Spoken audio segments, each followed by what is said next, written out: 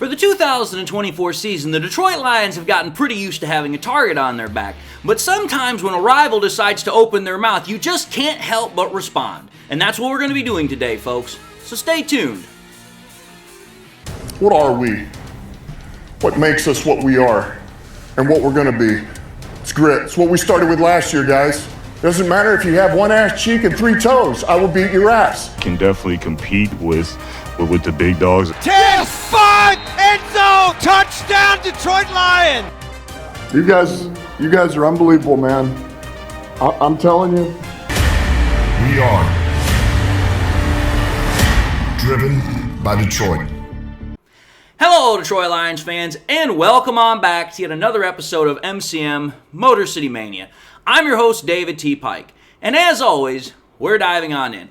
Welcome back, my friends. Welcome back to MCM. Hope you guys are all doing well. So, today's episode, what we're going to be talking about is how a rival, well, I wouldn't say a rival fan or a rival whatever. This is a rival player decided to say something in regards to the Detroit Lions in regards to the upcoming 2024 season. Now, let's understand something here, folks.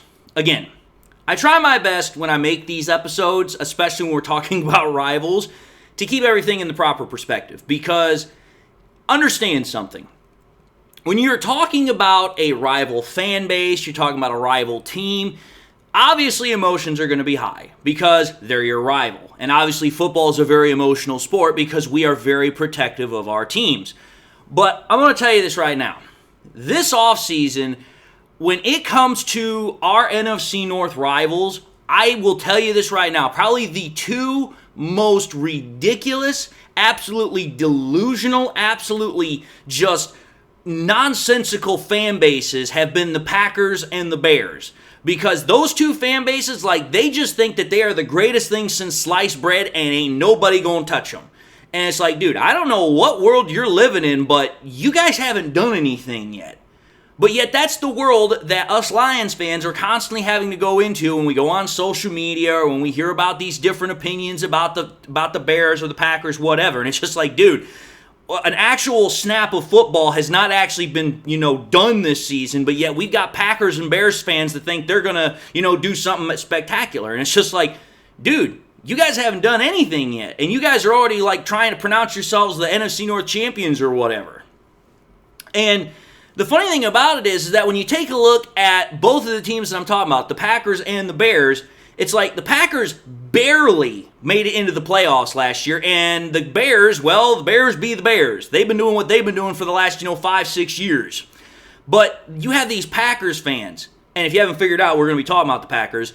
They have been talking such mad smack all offseason because they're like, oh yeah, we went 9-8 and we beat up a team in the playoffs. And it's like, dude, the team you beat up in the playoffs was the choke artist Cowboys. That's not an accomplishment to be proud of. Yeah, I get it. The Cowboys are a great regular season team. But every time they get to the playoffs, they always choke. And they choke hard. Dude, their record in the playoffs ever since the 2000s has been absolutely horrendous. So it's like, dude, just because you beat them, I don't consider that something to be proud of. Virtually everybody beats them in the freaking playoffs. And the ones that don't beat them usually are getting help from the refs. But then you have all these Packers fans that are also talking about how, the Jordan Love situation, how they've got this third Hall of Fame quarterback and they've just heralded him as the next great all-time quarterback, blah, blah, blah, blah, blah. And it's like, dude, the guy has only played 8 meaningful games of football where he's actually put up elite production. And your dumb butts decided to go out and make him the highest paid quarterback in the NFL when you gave him a 4-year, $220 million contract. It's like, dude, you guys are just absolutely off the rocker right now.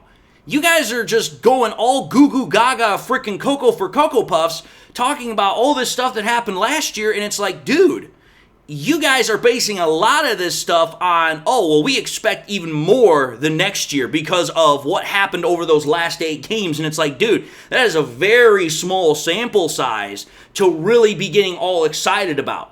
It'd be one thing if you were talking about a build-up over the last 3 years, or, hey, you know what, maybe what happened over an entire season.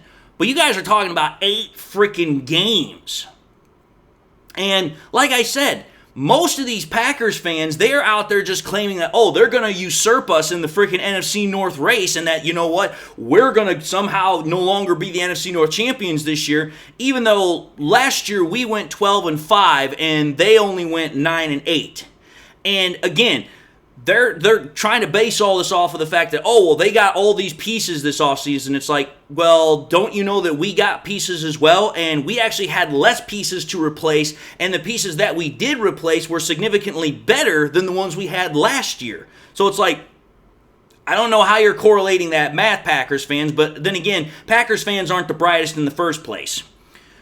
But like I've said, you expect this to a certain extent from fans, because fans, obviously the root word comes from fanatic, and obviously that means there's very little reason for most fans. But what really kind of sets this whole thing in motion, like I'm talking about right now, is that when you have these stuck-up, disrespectful, delusional Packers fans that want to say this, that's one thing. But then when you have an actual player of the team that is doing this, that actually then wants to chime in and actually want to add their whole sense to this, it's like, oh, okay, now we've stepped into a completely different realm here. Now we have stepped into a different ball game. And what am I talking about here? What I'm talking about is very recently, one of the Packers players decided to make this statement, and the player being left tackle Rasheed Walker. This is the statement that Walker made. He said, I already know we going to the Super Bowl. We got the best team in the NFL. Oh, really? Really? You Packers think you've got the best team in the NFL. Now, don't get me wrong. There's nothing wrong with confidence. And in fact, to a certain extent, I expect that a player is going to be confident in their team's abilities. But let's understand something here. This goes past pure confidence. This is borderline arrogance. This is like, oh, you think that you've got the best team in the NFL when you guys went 9-8 last year, barely squeaked into the playoffs, and you only won one playoff game. Again, albeit a nice one, but still only won one playoff game. Well, I'm going to tell you this right now. You think you're the best team in the NFL, eh? Well, that's news to teams like the Ravens, the Chiefs, the 49ers, and hell, especially for us, because we're in the same division as you clowns. And last time I checked, we freaking put your butts in second place last year. So please, try and explain that one. Because let's consider some very, very important facts here that not only, one, completely disprove this absolutely ridiculous, thought process, but it also proves just how absolutely asinine this insanity really is. Let's first consider this one. Oh, yeah, that's right. This is a pretty good place to start. The Lions won the damn NFC North last year, and that's right, we're still the current champs. But yet somehow you want to say you're the best team in the NFL when you couldn't win your own division last year. Right, that makes total sense. That just absolutely has no flaw or any sort of illogical part to it at all. Again, like Spock would say, that's totally illogical. And here's the reason why. Because Packers fans are going to want to say, oh yeah, well we made it into the playoffs. And it's like, okay, let's think about this here. Yeah, you guys had a pretty good stretch, at least when Jordan Love was playing for like 8 games over the last second half of the year. But there was a 3-game stretch where you guys didn't look that great, and that was the Giants, Bucks, and Panthers. You lost to the Giants, who were a crap team last year. You lost to the Bucks, which while the Bucks made it into the playoffs, and they also won a playoff game, not exactly the best playoff team either. And then you barely beat the Panthers, who were the worst team in football last year. You beat them only 33-30. How do you beat a team that's as bad as the Panthers by only 3 points, and yet you want to say you're the best team in the NFL? That does not correlate. That does not fly. That is not going to work with me. And for most people, it's not going to work. And then, let's think about this. I've already seen what the Lions schedule looks like for this year going into 2024, and I can say this right now. There is not a single team on our schedule where I feel like it's an absolute no-win situation. There's every single game that we're going to play this year, we can win. That is a absolute 100% factual statement. We can definitely win. I'm not saying we will win, but every single game there is a better than average shot that we can win those games. But let's talk about games that the Packers got that are coming up where it's like, okay, Going to be hard-pressed for you to win this game, or almost impossible for you to win this game. You got a game where you got to go out and play at SoFi against the Rams. Yes, you beat the Rams last year, but that was at your place, not at the Rams' place. So that's number one change. Number two, you guys lost to the 49ers last year. You guys got to play the 49ers again this year. Definitely probably going to have a hard time winning that one. And then there's the Texans, who absolutely completely, just showed up out of the blue last year. And oh, by the way, they got even better than what they did last year. And you guys are still trying to get yourself all put together just as you're going for this season. So it's like, you're going to try and tell me you're going to beat all three of those teams and you're the best team in the NFL? No, sorry. Not going to happen. You guys still have a long way to go. You guys are still trying to assume something. You haven't learned your place. You haven't earned your stripes yet. And this is what I'm trying to tell you. That's point number one. Point number two. Let's just keep this in perspective also from last year. The Lions were tied for the best record in the NFC North at in the entire NFC at 12-5. And on top of that, the Lions were tied for the second best overall record in the entire NFL in 2023 season. Lions were one of the best teams, not only from terms of a statistical production standpoint, not only in terms of a win total standpoint, but also in terms of how far they got into the playoff standpoint. The Lions were one of the best teams last year. Whereas, where were the Packers? Oh, that's right. The Packers finished 9-8. They had the lowest seed in the NFC playoffs because they were the number 7 seed, which means they barely got in. And when you actually go back and you take a look at how they got in, they squeaked into the playoffs only because they got the tiebreaker against the Seahawks and the Saints. That's it. Because both the Seahawks and the Saints had 9-8 records. The only reason they got in is because they had the tiebreaker. Other than that, they shouldn't have gotten into the playoffs. So, unlike the Lions, who absolutely won outright and got into the playoffs just on their own merits, they didn't need anybody else's help. The Packers, on the other hand, they had to have a whole bunch of other things break their way and to win a tiebreaker and actually to get into the playoffs. So it's like, yeah, that again does not correlate to how you guys are quote-unquote the best team in the NFL. That's, again, just a whole bunch of huge bravado and a bunch of hot air talking right there. You guys barely got into the playoffs. Granted, when you did get into the playoffs, you had a great playoff game. But other than that, that's about where it ends. So, there's that. Then we take a look at the next point here. Let's just think about this from a talent standpoint. Are the Packers a talented team? Yes, they are a talented team. I'll give them that. They do have some talented pieces. But let's understand something here. Most of the players that you guys have coming back were there last year. Correct me if I'm wrong. But that's also the same for the Detroit Lions. And most of our starters, if not all of our starters, outperformed yours last year. Let's take a look at the quarterbacks here. I've done this before, but I'll do it again. Take a look at Jared Goff's production and take a look at Jordan Love's production. Jared Goff and I will put this out there, the entire course of the year, not just the last 8 games, the entire course of the year was 7th best in completion percentage, 2nd highest passing yards, 4th most touchdowns, 9th best pass rating, 11th best QBR. That was Jared Goff over the entire course of the NFL season. That is a whole picture of his body of work from the 2023 season. Whereas when you take a look at Jordan Love, if you take a look at how he finished the year, he was 7th in terms of total passing yards, 2nd in passing touchdowns, 11th in passer rating, and 9th in QBR, but he was also 20th in pass completion percentage. And let's talk about this for what it is. If I were to completely take off the last 8 games that he played where he absolutely just went on a tear and everybody's trying to herald him as the next great whatever, his numbers would look mediocre at best. Again, that's why I'm trying to say, when you have these Packers fans that want to talk mad smack about their team, and they're basing it all off of how Jordan Love had 8 great games to end 2023, it absolutely starts to become really, really freaking crazy about where they're going with this.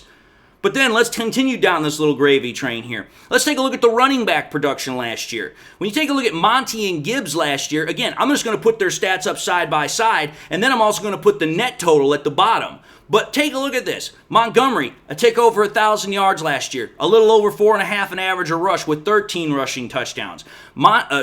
Gibbs had just a tick under 1,000 yards. just over 5 an average a rush, and 10 rushing touchdowns. The net total for the both of them, they were just under 2,000 yards rushing, just under 5 an average a rush with 23 rushing touchdowns. Those were our two running backs last year. And again, Montgomery missed time with injuries, so did Gibbs. And Gibbs also didn't get used a whole lot in the first third of the season. But yet, they still nearly put up 2,000 yards between the both of them. Let's take a look at how the Packers running backs did last year. And I'm going to tell you this right now. It freaking stinks. Take a look at this. Jones and Dillon. Obviously, one of those guys is no longer there. But take a look at this.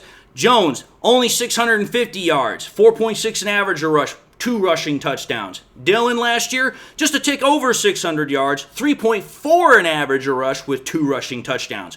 When you take a look at their net total, just a little over 1,200 yards. Almost made it to 13. 4 an average a rush with 4 touchdowns. Dude, I don't even have to do the math on this. It doesn't even compare. Not only in terms of quality, but also in terms of total production. Our running backs spanked the Packers' ass last year. They couldn't run the ball for crap. So there's that. And then let's talk about the receiving comparison here. Let's take a look at our 2 best wide receivers last year versus their 2 best wide receivers last year in terms of receiving production. Oh, that's right. Let's take a look at theirs, which was Jaden Reed and Romeo Doubs. Reed had just under 800 yards, had 12.4 an average a catch with 8 touchdowns. Doubs had 674 yards, 11.4 an average a catch with 8 touchdowns. Okay, not exactly terrible, but not good by any stretch of the imagination either. That's just average.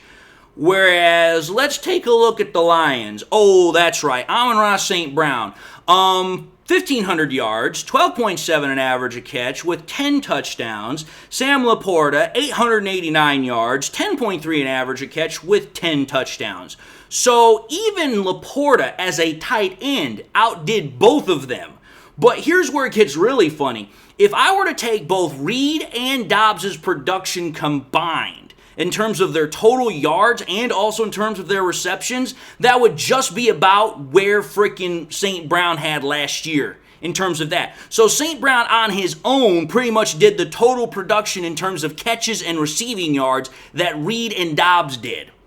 But yet somehow these Packers fans, somehow Rasheed Walker, the left tackle for them, also want to say, oh, well, we got the best team in the NFL and we're going to go to the Super Bowl. No, sorry, that does not match. That does not correlate with what the actual production is that was on the field last year. Now, I know this, Packers fans, the one thing they always love to do when they get stuck into a corner is they love to revert back to their past history. But I'm going to get to that in a second because I didn't talk about the defense. Take a look at these statistical productions from the defenses last year. The Lions defense, we already knew that the Lions defense was probably about average last year when we pretty much take a look at everything. Started out hot, went really cold for a couple of weeks, and then kind of middled out. But when you take a look at the actual statistics of what the Lions did last year in multiple categories versus what the Packers did last year in multiple categories, you'd actually be kind of surprised how well the Lions did in comparison to the Packers.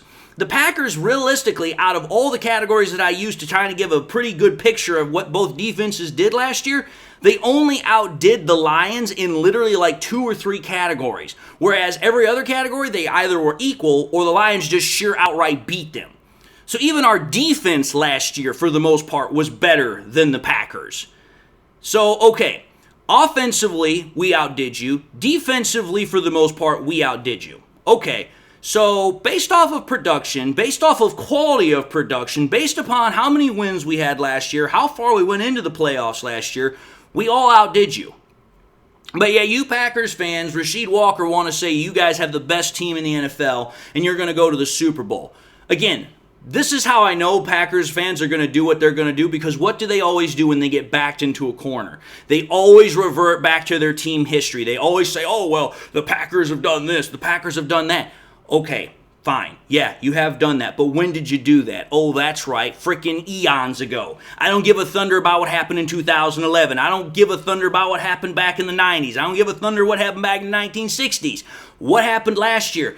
That's right. You guys did not win. You guys were second place. You were second fiddle to the Detroit Lions. And you know what? You're still second place. You're still second fiddle to the Detroit Lions. And at the end of this year, you will still be second place. You will still be second fiddle to the Detroit Lions. It ain't gonna change, Packers fans, so get used to it. The Lions are here, and the Lions are not going anywhere. Our team is better than what it was last year. Our team is going to do better than what it did last year. And I am saying our team is going to the Super Bowl because I believe that our team is the best team in the NFL because I actually have the evidence to prove it. You guys, on the other hand, are doing it a whole bunch of out of faith and saying, hey, we're writing checks that our butts can't cash.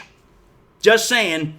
But anyway, I'm going to end this episode here because I got another episode I got to record for today. And as always, I just want to say thank you all for watching yet another episode of MCM Motor City Mania. If you like what you saw, by all means, I highly encourage y'all to watch the next episode. Also encourage y'all please to do this. Like, comment, and subscribe to the channel. If by chance you subscribed in the past and forgot to do so at the time, again, I want to highly encourage y'all to subscribe. But I also want to encourage y'all please, make sure you hit that bell notification icon at the bottom of the page so that way you guys never miss any more content that I push out. Also want to encourage y'all please to share this content with your Lions friends and family members.